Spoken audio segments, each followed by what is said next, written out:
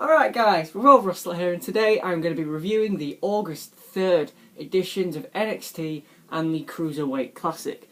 Now NXT proved this week to be a very eventful show. We went in knowing that it'd be the return of Hideo Itami. It would also be the debut of glorious Bobby Roode, who, by my count, has actually not won a match at a house show yet for the WWE. I needed that really early. But yeah, those were the two big things going in. It was a pretty eventful show. We'll get straight into it.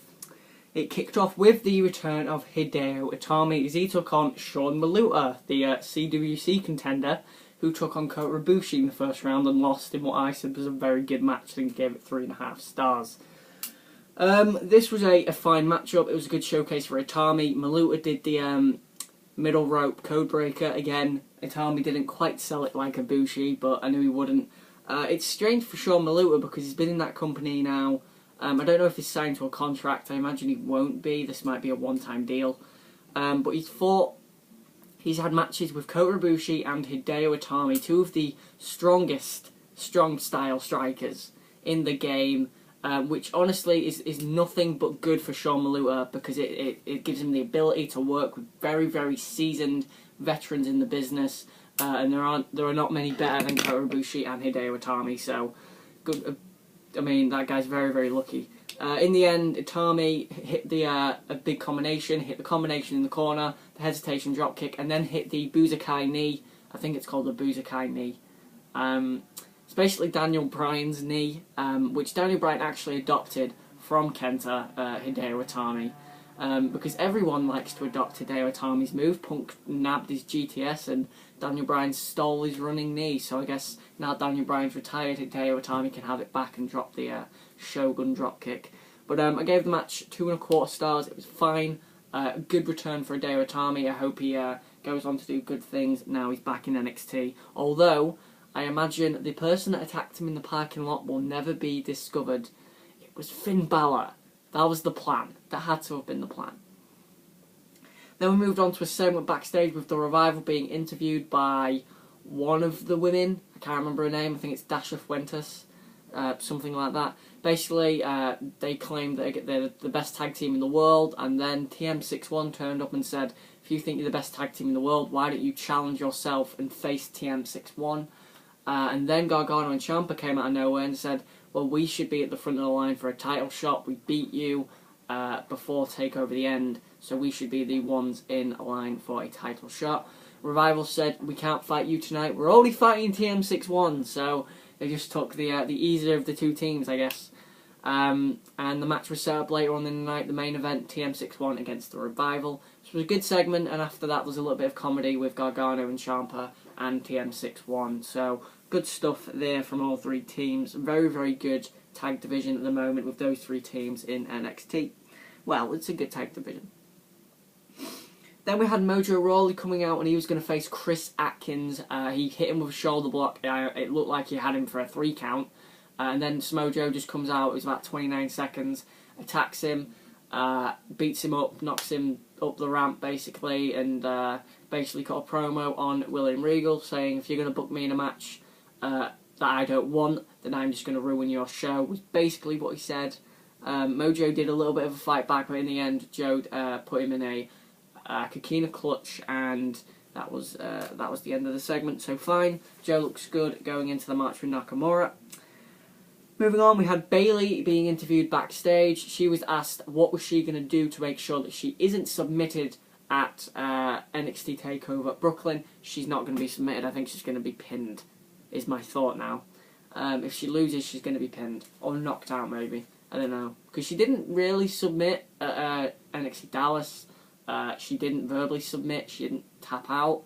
She was rendered unconscious. So she hasn't submitted yet. So you can still do that at Brooklyn if you want, but I don't think they will because they brought it up that she did submit. So yeah, Bayley just says, I'm more prepared now, I'm a different person now. Asuka walks up and just stares at her and says, watch the next match. So the next match is Asuka taking on Aaliyah. Now Aaliyah is about 21, I think, and her gimmick last time I saw her was she was basically A Barbie doll gypsy is how she described herself in Breaking Ground, and I'm going to use that same description. Barbie doll gypsy. Now, she came out here in a better outfit. She looked more like a professional wrestler. And for a 21-year-old, there's some potential there. The women's division in NXT is a little bit stale at the moment and fragile, and we don't really want to break any of these real competitors like Aaliyah. We want to push them a little bit more. So her being in this matchup was kind of a little bit annoying, but we do have Nikki Storm, obviously, who's going to be Nikki Glencross or something like that. We have Liv Morgan, who's okay. We have obviously Billie Kay and Santana Garrett and Peyton Royce as well. So if Aaliyah losing in this one, out of all those women, I'm totally fine with it being Aaliyah. Although I felt like they probably should have brought someone in to lose this match. But yeah, obviously Asuka won. She pretty much dominated Aaliyah. Aaliyah sold quite well. She took a kick off the... She went for a dive off the top rope, and Asuka caught with a huge head kick. Goes to the pin, 1-2, picks up the head. I do want to say that Bayley was actually at ringside, so right at the ramp, watching this matchup. And when Asuka picked up Aaliyah and didn't cover her for the pin, Bayley was very angry and aggravated at that. Asuka then put Aaliyah in the Asuka lock and made her tap out. She held the lock on, looked right at Bayley, and then Bayley got on the ring and she broke the hold. So, message sent clearly from Asuka. Match 2 stars, fine. Sets up the match at NXT back to Brooklyn well. And these two women are going to have a good match. Again, I'm looking forward to it. There isn't a match in NXT Brooklyn I'm not really looking forward to outside of Aries and No Way Jose, but that's just because No Way Jose. But yeah, fine, good stuff, 2 stars. Then we had the first promo for Ember Moon. She's debuting on August 20th, which is the date of NXT Back to Brooklyn. So I hope it's a dark match. I don't really want it on the main show. I think a debut on the main show it makes it seem more important, but it takes time away from the tag match on the main event. So it should definitely be a dark match. Ember Moon is Athena Reese, I think her name is. I've seen her on the Indies a bit. So, I haven't seen a full match, I've seen a lot of highlights. She seems okay, so maybe she'll be the next competitor for the title. Maybe they'll push her to the moon very quickly. The moon! They'll push her to the moon! Ember Moon! God, I'm a genius! What a great joke. People on the other end of this camera are smacking themselves in the face. They are face palming. Then we had, of course, the debut of Bobby Roode, and he came out and was immediately a face, and because Bobby Roode has such a great grasp of turning the crowd against him and wording his promo efficiently so that at points they start to turn against him, he worded this excellently. So he said that we are NXT and Bobby Roode is NXT, but NXT need Bobby Roode, and then he turned heely, start to say, the crowd, when I'm done with NXT, the crowd will be full of vice presidents and presidents. Do we need Donald Trump in the crowd at NXT? Or even Hillary Clinton for that matter. Not you losers. And then they all turned heel and it was great. Great stuff from Bobby Roode. Glorious Bobby Roode. Wonderful theme music. Knockoff Queen was what my friend called it, which is a very good description, to be honest. Yeah, so Bobby Roode debuted in NXT, and then we had the main event, TM61 taking on the Revival. This was a decent matchup. There isn't too much to really say about it. I gave it 2 3/4 stars. Revival did a lot of domination over Shane Thorne. Shane Thorne got the tag to Nick Miller. Nick Miller, in the end, was caught by a DDT, I believe, from Scott Dawson for the win. Why did they win with DDT? I don't think I've seen anyone win with DDT since The Miz beat Mark Henry on Raw in 2009. There you go. Pulled that one out, didn't I? God. But yeah, DDT, silly finish. They should have just gone with a Shatter Machine. It would have made sense because Nick Miller's getting straight back in the ring, pick him up with the Shatter Machine. No, DDT, 1, 2, 3. Decent match, 2 3/4 stars. The Revival cut a promo after it, saying best tag team in NXT basically. These guys are great. I love the Revival so much. And then Gargampa, as I've named them, Gargano and Ciampa come down. They list the teams that the Revival have beaten. They say American Alpha, the Hollywood Blondes, which is mighty impressive considering that's Austin and Brian Pillman. They've also beaten Kermit the Frog and Miss Piggy. And they've also beaten... the last one was Pikachu and Charmander, because of course they need a Pokemon reference in there. And Tommaso Ciampa says to Johnny Gargano, "Johnny, have you collected them all? Have you captured them all?" And then Gargano goes, "No, I haven't, because the only thing I'm focusing on capturing is the NXT Tag Team titles." Yeah, Gargano and Ciampa. So yeah, in the end, Gargano and Ciampa attack the Revival tag Gargano and Ciampa. Gargano and Ciampa fight back. They knock Scott Dawson out of the ring. They hit the super kick high knee to Dash Wilder in the middle of the ring, and then pin him. 1, 2, 3. But of course, it's not a match, so it's just a representation that they are the #1 contenders. They can beat the Revival, and that is how you end NXT. So a decent match and then a good segment. It was weird watching this segment because Gargano and Ciampa were then going to main event the CWC later on in the night. So it's really weird watching this. I know it's taped, but it's very strange. So that was NXT. Good show. Decent fine opener. A lot of good storyline progression and a decent main event. And now we move on to the Cruiserweight Classic, and this was the best Cruiserweight Classic representation I could have. This is the most appropriate thing. I've got no Rich Swann shirt, I've got no Gargano shirt or Ciampa, so I am very, very sorry. I was going to get a Cruiserweight Classic shirt to wear for this video, but I can't. I guess I'll have to wear some of the NXT guys, but then again, most of my NXT shirts are actually on the main roster now, so never mind. So anyway, the Cruiserweight Classic kicked off, and our first match was Rich Swann taking on Jason Lee. You can tell this was basically about getting Rich Swann over. It was pretty much all his offense. Jason Lee got in a few good kicks, but in the end, Rich Swann with a couple of good impressive moves. He hit a rolling 5-star frog splash, which I'm sure RVD is jealous that he'd never thought of. And then in the end, finished with a standing 450 splash. Awesome finish from Rich Swann. Such an athletic guy. He has great theme music as well. Yeah, Rich Swann's great. Really, really like this. It was a short match, but it did the job. I'm going to give it 3 stars.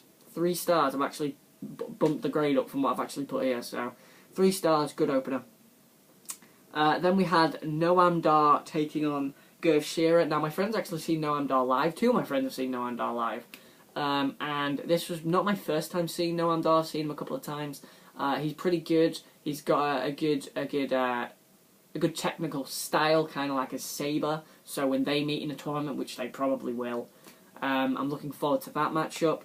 Dar was okay here. I thought this was an okay matchup. I'm going to give it 2.5 stars. Gerv Shearer was not as good as Harv last week, but he was still okay. 2.5 stars in the end. Noam Dar makes Gerv Shearer tap out to a... Gerv Shearer, sorry. Makes him tap out to a knee bar. So 2 knee bars finishes in the competition, and they've both been different style of knee bars, which is interesting. TJP and Noam Dar with the knee bars. Then we moved on to the matchup I thought would be the match of the night after it finished. Jack Gallagher taking on Fabian Aichner, and Fabian Aichner is like a small Cesaro, was how I would explain him. This was a very good match. I really enjoyed this. This had a very good pace, a very good tempo. Gallagher here was great. This is actually one of my first times seeing Jack Gallagher, so this was good stuff from Gallagher. He has such a cool style, and it's very humorous and very cool. Just very cool. He kind of mocked Fabian Aichner early, but then when he got serious, he got serious. There was some phenomenal counters. Fabian Aichner did a 2-rope. So he jumped up to the top rope and then jumped to the adjacent rope. Moonsault, which was a great move, and I thought would be the move of the match. And then he did a deadlift suplex on Jack Gallagher into a powerbomb, a sit-out powerbomb, which was such a phenomenal move. And as soon as I saw this, I genuinely said, that's Cesaro in a bodysuit. And his face looks very similar to Cesaro, so... But a great performance there from Fabian Aichner. I don't know if anybody's put in such a good performance in defeat as Aichner. But in the end, Aichner missed a move off the top rope. I think it was a frog splash. And then Jack Gallagher hit him with a devastating dropkick in the far corner. 1, 2, 3. So it's kind of like an IED, an improvised explosive device dropkick from Austin Aries. Kind of like that. I don't see dropkicks put people away very often, but when they're good like that, it's fine and I accept it. 1, 2, 3, Jack Gallagher advances. There was a cool moment at the end where the crowd said thank you both. They thanked, I think it said thank you guys or thank you both. That was it, thank you both. Matchup, 3.5 stars. Very good. I'd probably say at this point in the tournament, it was the second best match behind the Lindsay Dorado Mustafa Ali match. And I'd say that Fabian Aichner and Mustafa Ali have looked the best in defeat. They've looked very, very good. And then we moved on to the main event. And this was the matchup that basically, when I saw the brackets being announced, this was the one I was most looking forward to. Johnny Gargano, Tommaso Ciampa, two NXT friends, two NXT tag team, indie guys who I know both, I have interest in both, and they have different styles, so I want to know how they'd mesh. Now, before the matchup, they had an interview. Both men basically said, I'm going to win, it was fine. And then the match started. Now, these two men had the longest match of the first round, and they needed it, because these two men had what no other match had, and that's a story. Now, I talk a lot about stories in wrestling, because if you can't convey a story in a match, then there isn't a lot of point to a match. You need to tell some sort of story. Now, the matches I've seen so far have been great from an athletic standpoint, but this match here was very, very good. In fact, this match was great. This was an excellent, excellent match from Gargano and Ciampa, as they matched styles. So Gargano at the beginning couldn't outstrike Ciampa. For every one strike that Ciampa hit on Gargano, Gargano would have to hit 3 or 4 to knock him down. And it showed their styles contrasted so well, because Ciampa tried to wrestle Gargano and lost. Gargano tried to fight Ciampa and lost. So both men could one-up the other.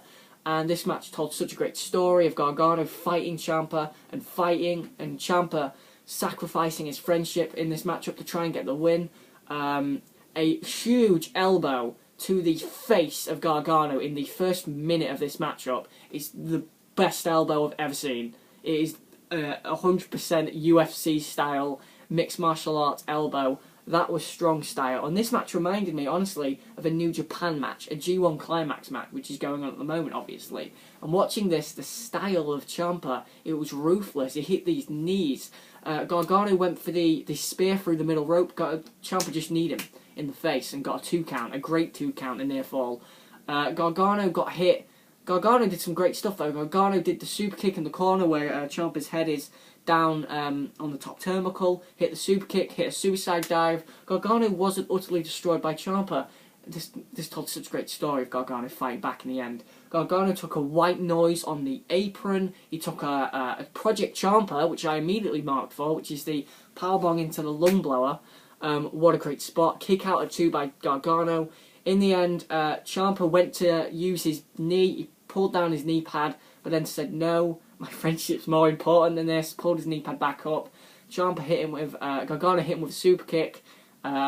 Clothesline from Ciampa. He hit the Project Ciampa, which I've just said. Got a 2 count. And in the end, he's just slapping Johnny Gargano. Stay down, come on. He just wants him to stay down. And then Gargano fights back, slaps him in the face. Ciampa this time, this was a really good spot. He pulls off his elbow pad and says, you know what, I am going to hit you with this elbow. Goes to hit him with the elbow. Gargano counters, backslide, countered by Ciampa into the bridging armbar, countered by Gargano into a crucifix pin. 1, 2, 3. Johnny Gargano advances to the quarterfinals of the tournament. The last 16 of the tournament, sorry. Great match. 4.25 stars to this match. This was the best match of the first round by a mile, because one, it had no flippy shit, and I like flippy shit, but sometimes that gets a little bit old. This match told a story. It was psychologically well put together. Everything these two men did meant something. Every movement from Ciampa showed how much he wanted to win the match, but how much he didn't want to hurt his friend. Gargano just took all this punishment. Now, this was a star-making performance for both men in the WWE, and if they bring these men to the Cruiserweight division, I would look for these men to have great matches like this on Raw in that Cruiserweight division for the Cruiserweight title. If they stay a tag team, that's great. Now, that's one of the reasons I'm looking forward to their tag match with the Revival at NXT Back to Brooklyn the most out of any matchup that whole weekend. Because these men are fantastic. They really showed it in this matchup, and in the end, Johnny Gargano sits in the ring on his own. Ciampa refuses to shake his hand, and Johnny Gargano just sits on the floor, like holding his stomach like down. Was it worth it? Was it worth losing my friend for that? And Tommaso Ciampa's just on the apron, and he goes, you know what? No, I need to be the bigger man. And he gets in, And this was really a touching moment. He sits down next to Johnny Gargano, hands out over his legs, embraces him, says, well done, mate. And then that was a touching moment, really good moment to end the show. And in the end, Johnny Gargano advances in what was a great match. Very touching moment at the end from Gargano and Ciampa.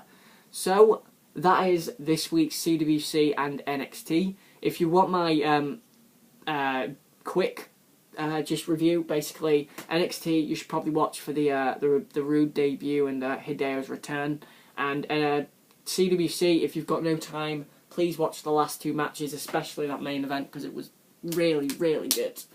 I looked to see Johnny Gargano advance a little bit further in this tournament. It'd be criminal if he goes out in the next round after that performance. It was a star-making performance for both men, and I'm excited for the pair of them. They were really great. So thanks for watching, guys. This has been Raw Russell. Tell me what you thought of this week's Cruiserweight Classic. Tell me what you thought of this week's NXT. What did you think to Gargano and Ciampa? Who did you think looks the bigger star? Do you think those strikes from Ciampa were as stiff as maybe some strikes ever have been in the WWE?